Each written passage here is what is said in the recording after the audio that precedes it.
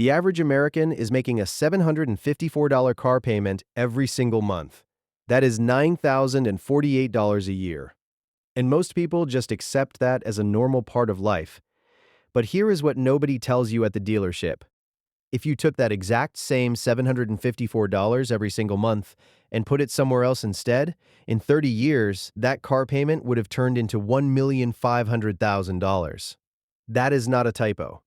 $1.5 million from a car payment, and here is the brutal paradox.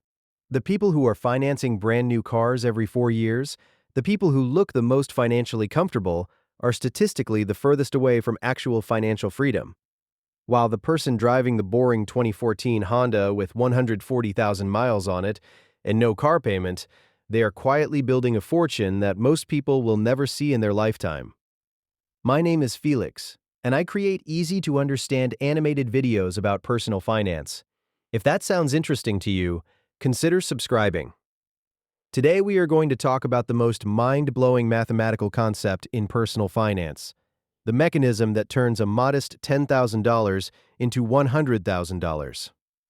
And I am going to show you, using real math and real numbers, exactly why this process feels impossibly slow at first, and then suddenly feels almost effortless. There is a mathematical reason why the beginning feels like pushing a boulder up a hill, and I will break it down precisely around the halfway point of this video. What you are about to learn is something that banks understand perfectly. They have entire departments dedicated to modeling this math. But they have absolutely zero incentive to sit you down and explain it to you. Because the moment you truly understand it, you stop being their best customer.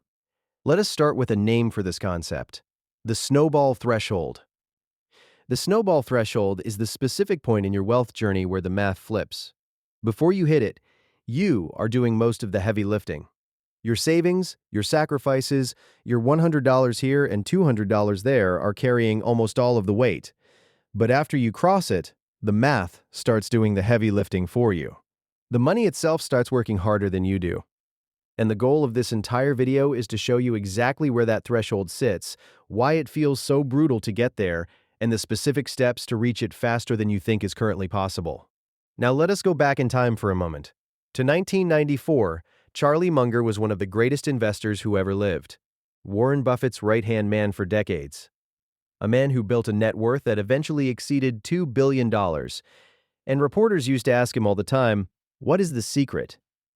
What is the one thing that changed everything for you?" And Charlie Munger said something that became legendary. He looked right at the reporter and said, "The first $100,000 is a B word, but you gotta do it." He did not say the first million. He did not say the first 500,000. He said the first 100,000. And the reason he said that is because he understood something about the math of compounding that most people never figure out. He understood exactly why the beginning feels so disproportionately painful compared to every milestone that comes after it. And we are going to break that math down completely. But let us not start at $100,000. Let us start at $10,000. Because for a lot of people watching this right now, $10,000 is the number that feels real. It is the number that is actually within reach. And mathematically, the journey from $10,000 to $100,000 contains every single lesson you will ever need about how wealth actually builds. Here is the foundational rule. It is called the Rule of 72, and it is one of the most elegant pieces of math you will ever hear. You take the number 72, you divide it by your annual rate of return, and the result tells you exactly how many years it takes for your money to double. The S&P 500, which is basically an index of the 500 largest American companies, has returned an average of 10.4% per year over the last 30 years. That number is verified by Fidelity. It includes crashes. It includes 2008. It includes 2020. Through all of that, it averaged 10.4% a year. So let us use a clean 10% for our math.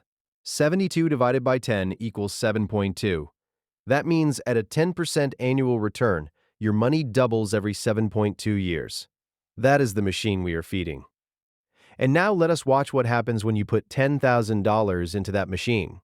$10,000 goes in. After 7.2 years, it becomes $20,000. You doubled your money. Exciting, right? After another 7.2 years, $20,000 becomes $40,000. After another 7.2 years, $40,000 becomes $80,000. And then you need just a little over 2 more years to push from $80,000 to $100,000. Total time, almost exactly 24 years. That is how long it takes to turn $10,000 into $100,000 if you park the money and never contribute another single dollar. Nearly a quarter of a century. Now, before you click off and decide this is hopeless, stay with me, because this is where the story gets genuinely interesting. And I promise you, the second half of this math is going to change how you see everything. Here is the problem with the do-nothing scenario. It feels unbearably slow for a very specific mathematical reason. Look at that first doubling again. You go from $10,000 to $20,000. You gained $10,000. In 7.2 years, that works out to gaining roughly $1,388 per year, which is about $115 a month, on a $10,000 investment. Now most people look at that and think, that is barely anything. I could earn more than that picking up one extra shift a month. And they are right. At $10,000, the machine is barely warming up. Your human effort, your paycheck, your savings is still worth way more than the machine. This is what Charlie Munger was talking about. At this stage, the returns are small because the base is small. And this is also why most people give up, because they cannot feel the machine working yet. It feels invisible, so they stop feeding it. But here is what happens if you stick with it. And speculate if you add just a tiny amount on top. Let us talk about what I call the accelerator effect. Take that same $10,000 starting point.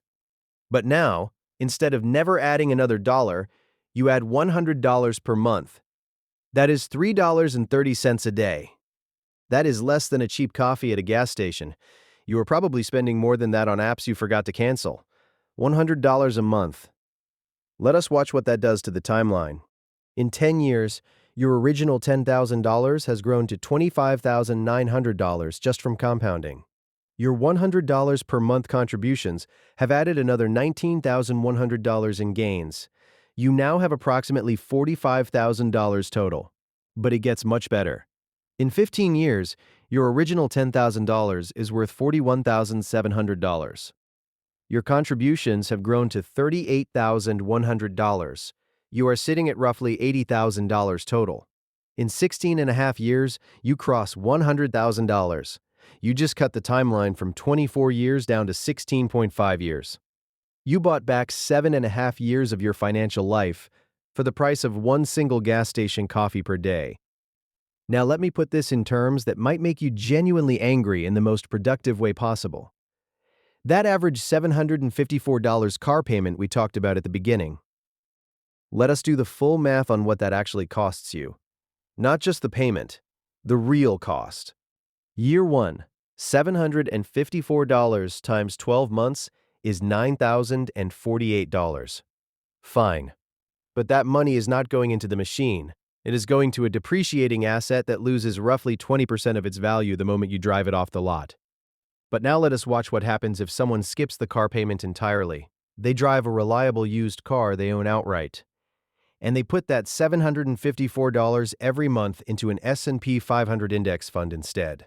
In 10 years, that $754 per month at 10% annual returns grows to approximately $152,000.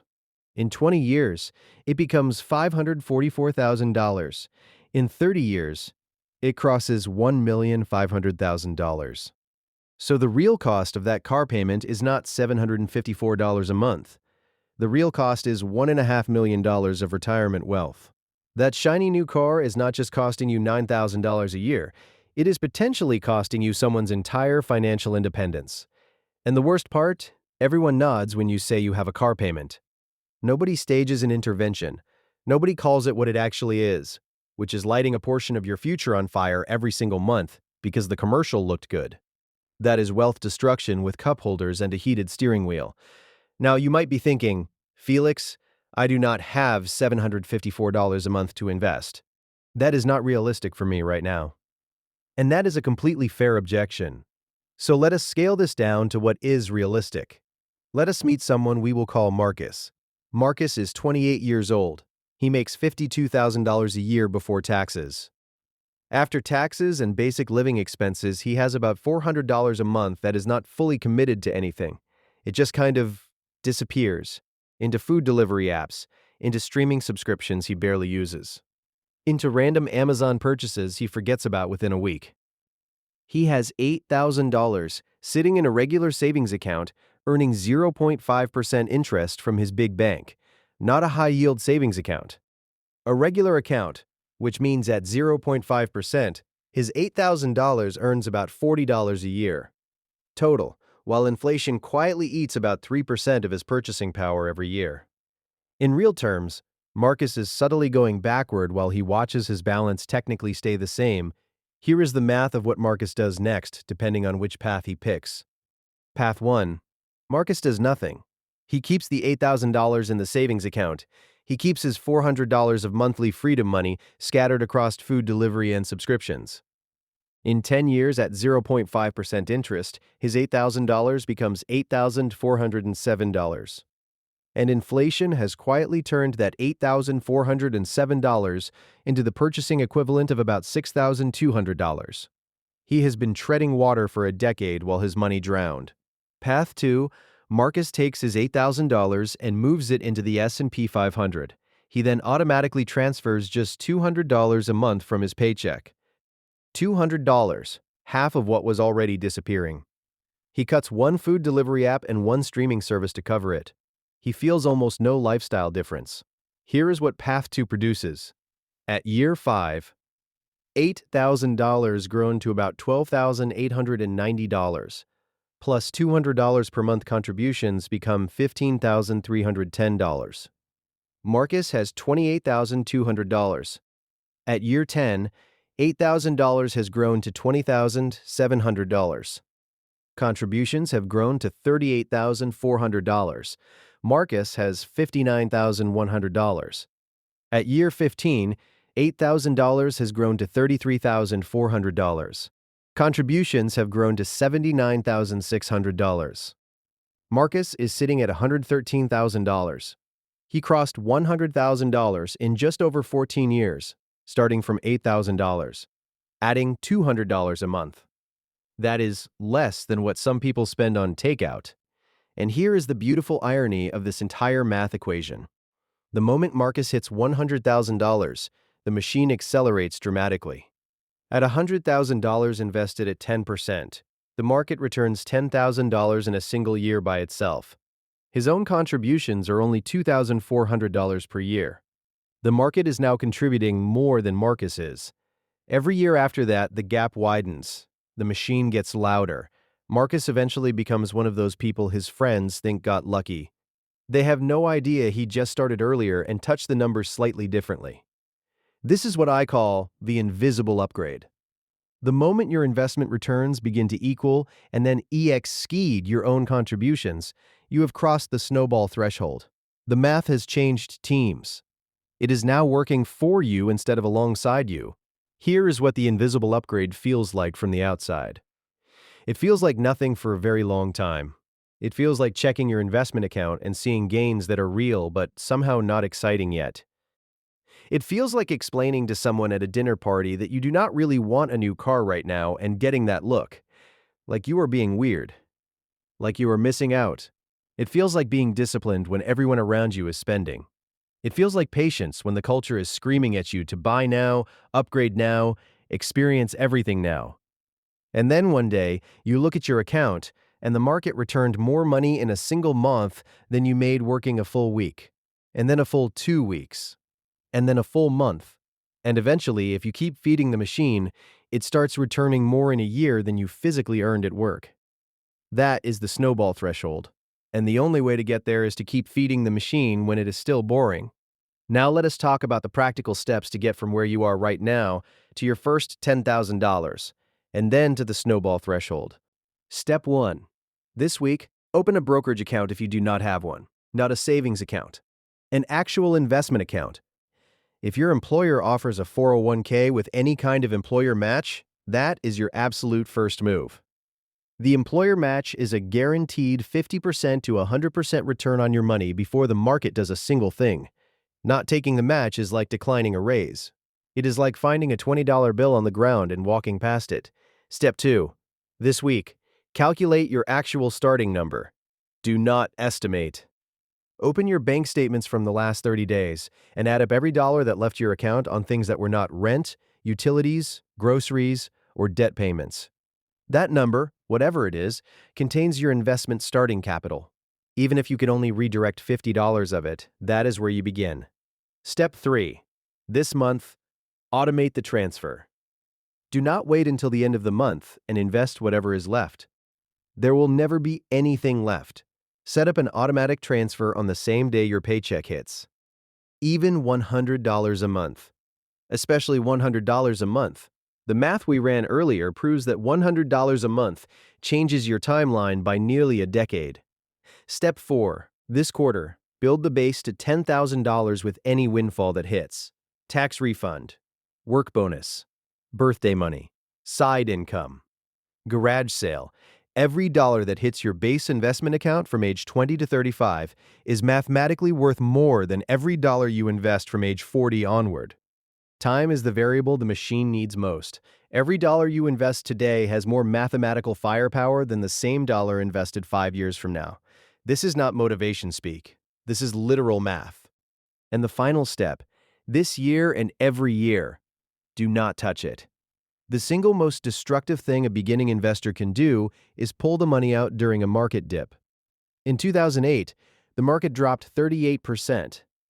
In 2020, it dropped 34% in a single month. Both times, people who panicked and sold locked in their losses permanently. People who did nothing, who just kept feeding the machine, had completely recovered within a few years and went on to reach new highs. The machine is not broken when it dips. It is on sale. Here is where I want to bring this full circle. Remember Marcus from earlier? The 28-year-old with $8,000 and $200 a month? Let us check in on him one more time. At age 43, 15 years in, he has crossed $100,000. The machine is now returning $10,000 a year just from market gains. He did not get a massive promotion. He did not win anything. He just made one small redirect in his cash flow 15 years earlier and then refused to stop. At age 50, his portfolio has crossed $250,000. The market is now contributing roughly $25,000 a year by itself. At age 60, he retired with somewhere between $600,000 and $750,000, not because he made a lot of money. He made $52,000 a year and got modest raises over time. He retired because at 28 years old, he understood one mathematical truth that most people never sit down to actually calculate. Compounding does not care who you are. It does not care what school you went to. It does not care what your parents did or did not teach you about money. It is a machine, and it works exactly the same way for everyone who feeds it consistently and leaves it alone. The people who retire wealthy are, in most cases, not smarter than you. They did not have better luck than you. They just crossed the snowball threshold earlier. They fed the machine when the returns felt invisible and boring and insufficient, and then one day the machine woke up and started carrying them. The first $10,000 is hard. The journey to $100,000 will test your patience like almost nothing else in personal finance. But Charlie Munger was right. You gotta do it. Not because someone told you to, because the math on the other side of that number is unlike anything you have ever experienced. Because the boring choice is the one that builds the fortune. And because the person driving the paid-off used car, eating the lunch they made at home, investing the car payment they do not have, that person is not missing out. They are buying their future freedom. One small transfer at a time. If this video gave you even one number you are going to think about differently, consider subscribing. Every week I break down the financial math that the system hopes you never stop to calculate. And if you have a friend who is still financing a car and wondering why they feel stuck, send this video to them. Not to make them feel bad, because the math does not have to keep working against them. It just needs to be redirected.